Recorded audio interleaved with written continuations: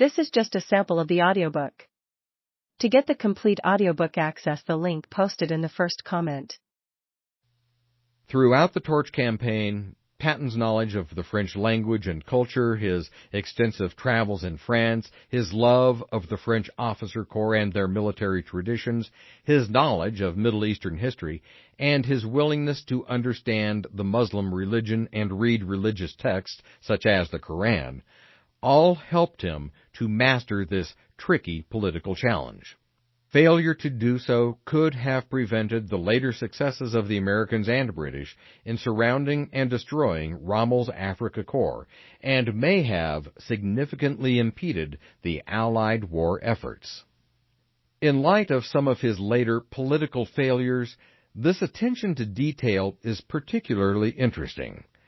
While he would struggle in his job of overseeing German reconstruction and denazification after World War II, during Operation Torch, he clearly understood the need for care in dealing with the French and Arab authorities in the context of furthering the broader success of the Allied cause.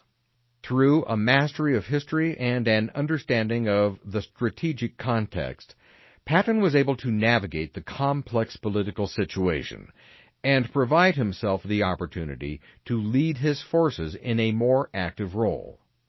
While his efforts in Germany at the end of World War II would be much more controversial, this episode proves that he was able to work in a challenging political environment and leverage his understanding of history to achieve victory. L. Getter.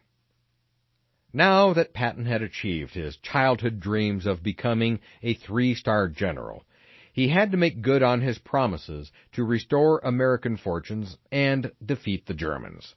While he wanted to attack as soon as possible, the date for an American advance was delayed until March 17th to allow the American forces additional time to prepare.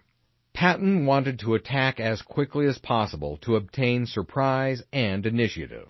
He believed that the Germans had overextended themselves and that the topography around Gafsa would allow him to sneak up and achieve tactical surprise.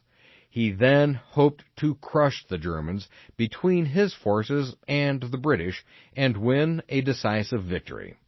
Using history as his inspiration, Patton modeled his planned campaign on the Confederate victory at Second Manassas. Building upon his childhood fantasies, he cast himself as Confederate General Stonewall Jackson. In 1862, Jackson had achieved surprise by sneaking through the Manassas Gap and threatening the flanks of the Union forces.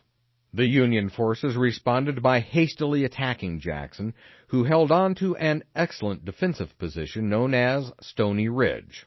The remainder of the Confederate forces, under the command of General James Longstreet, attacked into the exposed Union flank and crushed the Northern forces between the two rebel armies, achieving one of the most complete victories of the war.